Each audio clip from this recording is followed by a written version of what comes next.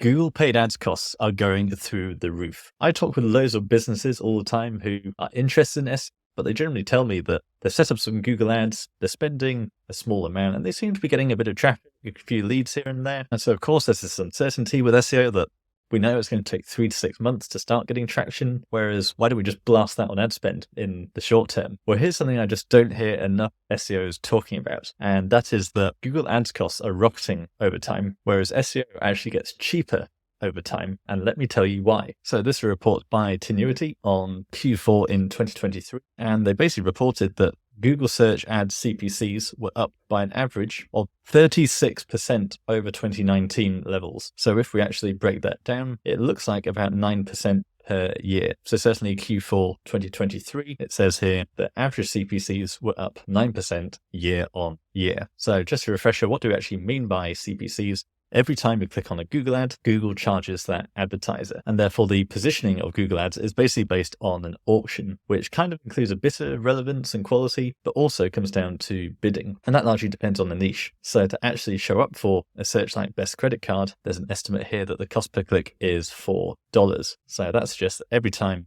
I click on one of these, it's $4 charged to that advertiser. That's only an estimate, and it does fluctuate. So using a tool like Ahrefs, I always like to focus on traffic value, which basically, if we take the keywords we're ranking for with SEO, tools like this can actually assign a CPC based on what that click would cost if you got it from paid ads instead of from organic. So if we just look at the top result for best credit card, they're getting 77,000 visitors per month. And so the value of that traffic is estimated to be $77,300. So basically, to get this much traffic using paid ads instead of organic would cost you $77,000 per month. Now, CPCs vary widely based on niche. The most expensive is mesothelioma lawyers, who have to deal with the unfortunate cases of basically workers' compensation when people in the past have been exposed to asbestos. It generally tends to have a very high success rate, this kind of law profession, because asbestos exposure is the only known credible source of mesothelioma. So if I just search best mesothelioma lawyers now, you can see this is giving us a CPC of $60. So if we come down and find a solicitor's firm like Thompsons.law, they get 250 visitors per month, and that would cost $1,600 per month. A higher volume site like asbestos.com, 3,600 visitors per month, and that's $141,000 per month to get that equivalent traffic. So what this report is telling us is that year on year, you can expect to spend about 10% more on Google Ads. So it's way above inflation. Basically, your current traffic today will cost you, if you're relying on paid ads, it's going to cost you 10% more to get that same traffic next year. So that's not rocket science. Google Ads is a product like anything else that's going to be affected by inflation. So where does SEO actually come into this? Well, basically, people are always asking me, how long does it actually take to rank on Google? And I'll say it's 3 to 6 months to get started, basically.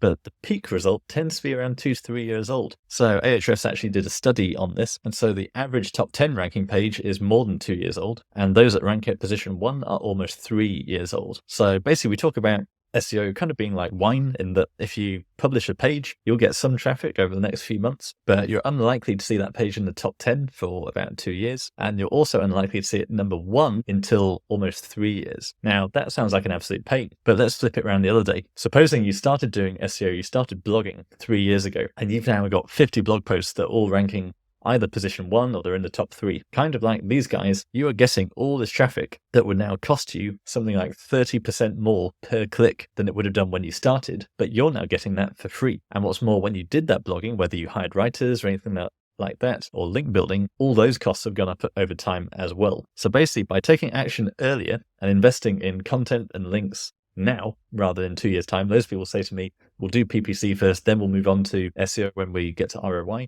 You kind of want to do it the other way around. You can still run paid ads, that's not a problem, but start doing the SEO early because you want to lock in that time benefit as soon as possible. Get those pages aging so that in 6 months, a year's time, 2 years' time, 3 years' time, you've earned that time in the market that your competitors simply don't have. They'll still be relying on PPC, paid ads, and you can lock in today's rate. So writers are cheaper, backlinks are cheaper. These are all costs that are going to go up over time. In 3 years' time, if you then decide to do SEO, links will cost a lot more and content will cost a lot more. But if you do it now, your traffic will be a lot more valuable in 3 years' time when the ad costs have gone through the roof. So quite a complicated concept to grasp, but I always feel that it's like an X shape on the graph, that PPC is going up over time. Whereas if you do SEO in the first place, you lock in that lower rate and you accumulate all this free traffic over time. But that initial setup cost was less when you started, and you're getting more and more benefit from that over time, more and more payoff. So in 2 years' time, you'll be paid off at the future rate, the future market rate in terms of the value of your products and services, but you'll have only paid the acquisition cost of today's pricing. So I see loads of businesses who just rely on Google Ads, and that's not a big problem as long as you're getting ROI. It can be very competitive in a lot of niches, but you're always going to be on that treadmill of being entirely dependent on Google's bidding platform. So as those costs go up over time, you're going to have to keep paying it and keep paying it. You'll never reach that point of what I call your Evergreen Empire, where you can basically have a site that's ranking for all these hundreds of keywords, attracting all this traffic for free because you paid those costs 3 years ago. Instead, you're constantly paying out to Google just to keep your traffic levels and your revenue up. So obviously I'm biased. Paid ads do work, but don't keep putting off SEO.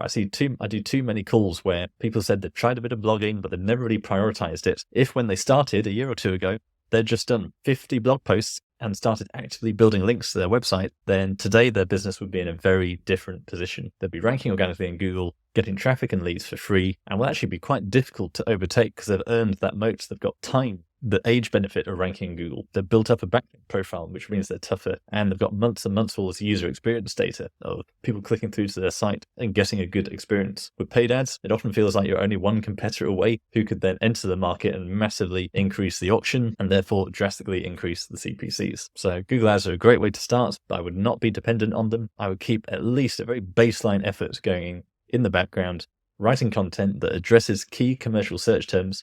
If you've got keywords that are converting in paid ads, start trying to rank for them with organic. So write landing pages and blog posts that are optimized for those PPC keywords that you've proven are actually delivering you traffic and revenue. Because then you'll be in a position 2-3 years time, if your Google ads costs are going up and up and you're starting to get smaller and smaller margin on it, but you've got all this aged content on your website that's attracting traffic and leads, you can simply turn the ads off, and then you're into pure profit, attracting leads with a zero cost per acquisition. So just like Warren Buffett says, the best time to start SEO was 60 years ago. In SEO's case, probably more like 10, 20 years ago.